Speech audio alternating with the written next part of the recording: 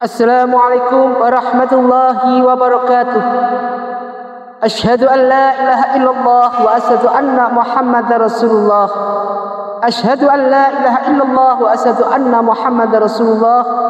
Allahumma shalli wa sallim ala sayyidina Muhammad wa ala ali sayyidina Muhammad kama shallaita ala sayyidina Ibrahim wa ala ali sayyidina Ibrahim fil alamin innaka Hamidum Majid. Bismillahirrahmanirrahim. Inna a'tainakal kautsar fasholli li rabbika wanhar inna syani'aka huwal abtar. Shadaqallahu adzim, shadaqallahu ala Rasulillah sallallahu alaihi wasallam. Pertama, senantiasa kita panjatkan rasa puji syukur kita pada Allah Subhanahu wa taala atas segala nikmat yang Allah berikan kepada kita, terutama baik nikmat alamah, nikmat fitriyah, nikmat ukhrawiyah, nikmat diniyah, semua senantiasa kita berikan, kita kembalikan kepada Allah sebagai tanda syukur kita atas apapun yang Allah berikan kepada kita. Salawat dan salam mari kita haturkan pada junjungan kita Nabi Muhammadin sallallahu alaihi wasallam. Mudah-mudahan kita jadikan hamba Allah yang senantiasa menjadi umat baginda Rasulullah sallallahu alaihi wasallam dunia dan akhir. Ma'asyiral muslimin muslimat rahimatullah dimuliakan Allah. Sesuatu yang akan terjadi pada diri kita senantiasa memberikan kita suatu hal yang selalu berguling, di mana ini merupakan suatu hal yang akan terjadi dan bisa jadi suatu hal yang belum terjadi. Akan tetapi semuanya ini tidak lepas dari apa yang dinamakan kodrat ilahi, yaitu takdir Allah. Segala sesuatu kalau Allah sudah takdirkan, manusia hanya berusaha untuk merubah suatu keadaan, tetapi Allah yang memberikan keputusan. Dalam perjalanan usaha manusia ini selama di dunia ini, seperti kemarin, senantiasa kita tidak lepas dari apa yang dinamakan cucu-cucu iblis yang mengganggu kita. Jadi dari ada 9 iblis kemarin yang sudah kita bahas, yaitu diantaranya satu adalah cucu iblis yang bernama Wasnan. Tugasnya menyebar tepung mereka yang ngaji. Yang kedua adalah Walhan. Tugasnya adalah mengganggu mereka dalam keadaan bersuci-suci itu diganggu agar mereka berkeributan. Bersucinya enggak bagus dan segalanya. Kemudian Syaut ini adalah tugasnya dari cucu ini paling canggih. Karena tugasnya dia membuat hoak, kebohongan yang ada di mana-mana. Dibikin sedemikian rupa supaya ini menjadi berita yang bagus. Hati-hati yang suka hoak. Iblis cucunya, iblis bernama Syaut ini ada bersama kita. Kemudian yang keempat adalah iblis yang bernama Dasim. Ini senantiasa mengganggu rumah tangga dari mereka-mereka yang tadinya keluarga sakinah mawaddah warahmah. Kemudian yang kelima, cucu iblis bernama Zalanbur. Ini tugasnya adalah mereka yang melakukan suatu tipu daya, yaitu di pasar-pasar segala sesuatu yang berhubungan dengan mizan. Kemudian yang keenam adalah Sabru. Sabru ini memberikan suatu emosi yang berlebihan, sehingga mereka itu yang marah, Masya Allah, tidak akan bisa terbendung lagi. Kemudian yang ketujuh adalah Kanzab. Kanzab ini tugasnya adalah paling kita benar-benar ngerti. Ya, tugasnya tipu muslihatnya di dalam kita sholat. Artinya segala fokus bentuk istiqomah kita dalam ibadah sholat, inilah tugasnya si Kanzab. Sekarang yang kedelapan, yaitu Tibir.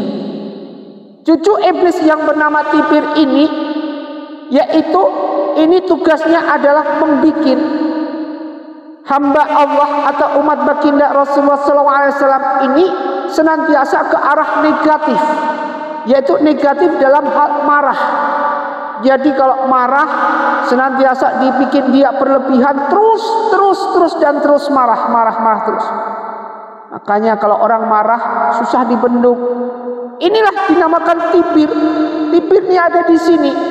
Iblis Tibir cucunya ini senantiasa menggerogoti pikiran-pikiran kita, sehingga kita emosinya tidak terkontrol, sehingga semuanya masuk ke dalam pikiran-pikiran yang secara jelas maupun tidak jelas akan mengganggu suatu hal yang berhubungan apa yang Allah perintahkan. Jadi apa yang Allah perintahkan dilanggar karena emosinya dilanggar, dilawan. Bahkan menjalankan perintah Allah pun dilanggar dia. Hamba Allah tidak peduli apapun terjadi dilakukan, yang penting bisa kaya. Apapun yang terjadi dia lakukan, yang penting bisa mendapatkan segala suatu kekayaan di dunia ini yang sifatnya instan, sifatnya cepat, sifatnya sekarang juga ada. Inilah manusia senantiasa dihinggapi oleh tibir ini. Nah, tibir ini tidak senantiasa sampai di sini aja. Dia selalu lagi digoyangkan pikirannya sampai nanti mencapai klimaks. Makanya orang kalau marah tidak terkontrol pikirannya, emosi yang tidak terkontrol, akhirnya apa? Larilah dinamakan stroke. Baik itu stroke ringan maupun stroke apapun, stroke berat, ini semua karena kita tidak bisa mengontrol emosi kita. Maka disebutkan, ya ayyuhalladzina amanu ista'inu bis-sabri was-salah, wahai orang-orang yang beriman, ta'inu bis-sabri was-salah, mohonlah pertolongan hanya kepada Allah, bis-sabri dengan sabar, was-salah dengan salat. Dan salat ini merupakan suatu tiang daripada apa? Ketika kita marah, ketika kita emosi, ambil air putih, kemudian baca Al-Fatihah, kita minum, insya Allah akan menghilangkan segala apa yang ada di dalam hati kita. Tibir ini akan hilang dalam tubuh kita. Insya Allah apapun yang dibacakan dengan surat-surat ataupun ayat-ayat Allah akan bisa mengusir segala suatu kegelisahan, kebencian, kenistaan yang ada pada diri kita. Sekarang yang terakhir, ini yang sering terjadi di dalam dunia globalisasi sekarang ini, yaitu iblis, cucu iblis yang bernama A'war. A'war ini tugasnya adalah membuat mereka untuk senantiasa melampiaskan, yaitu nafsu biologisnya kepada orang yang bukan muhrimnya. Jadi mereka ini, A'war ini tugasnya adalah memberikan atau menyuburkan apa yang dinamakan perzinaan. Baik itu zina musad, zina khori musad maupun zina lakman, baik itu zina lakman ain maupun zina lakman qalbi.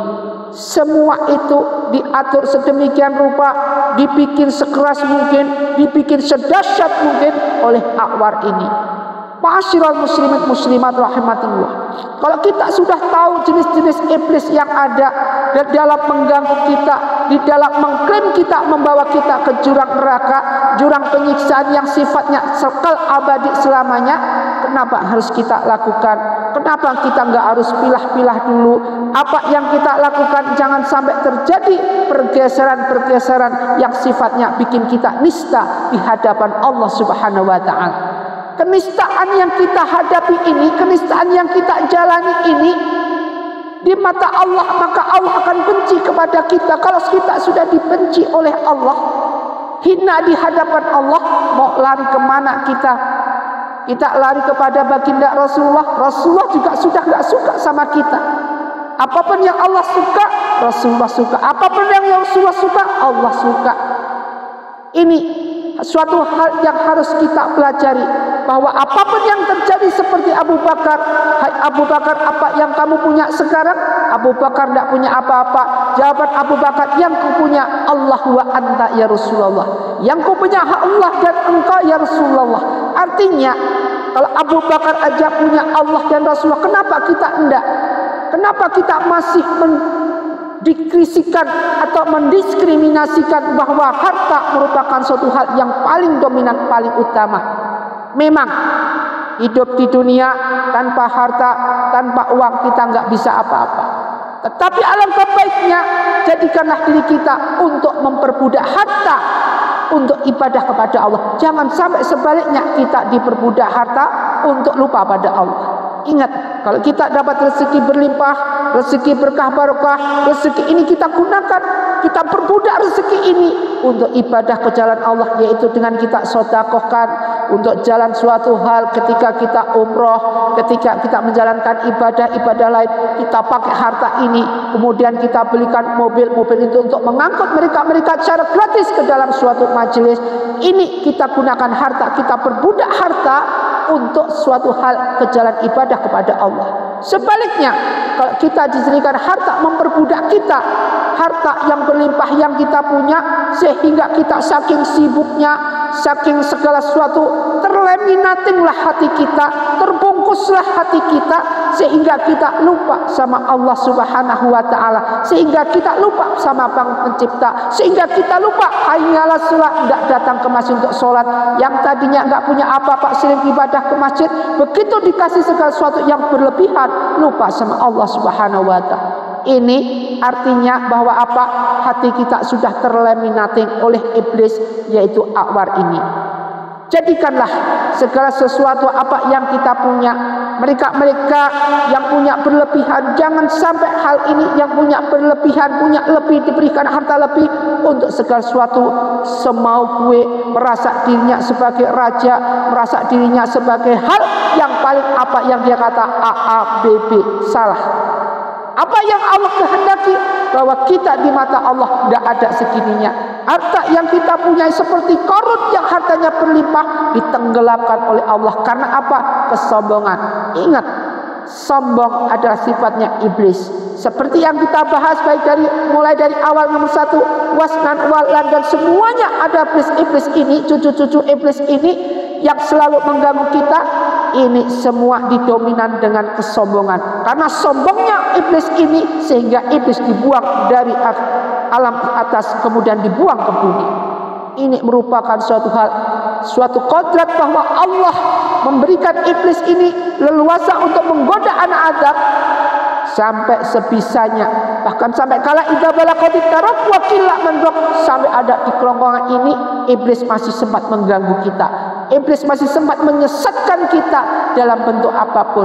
Ketika dia datang, iblis, ketika sakaratul maut datang pada kita, iblis datang menyerupai harimau atau binatang buas agar kita takut.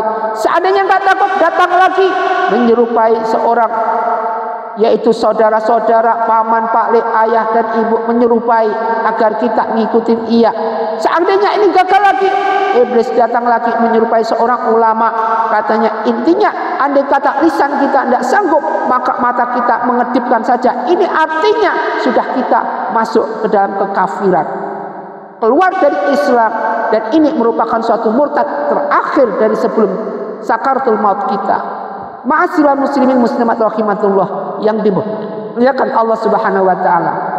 Apapun yang kita jadikan diri kita menjadi sesuatu hal yang benar-benar menjadi suatu hal yang paling utama, ini merupakan suatu hal panutan yang harus kita jalankan. Apa keutamaan yang harus kita punya? Yaitu ibadah kepada Allah, Al-Quran, hadis kita pelajari semua. Mudah-mudahan kita jadikan sebagai hamba Allah, istiqomah dalam ibadah, dijauhkan dari segala godaan-godaan iblis-iblis ini, sehingga kita menjadi hamba Allah, diselamatkan oleh Allah dari segala apa kecurangan dan kenistaan lembah api neraka. Usikum wa nafsi bittaqwallah. Wassalamualaikum warahmatullahi wabarakatuh.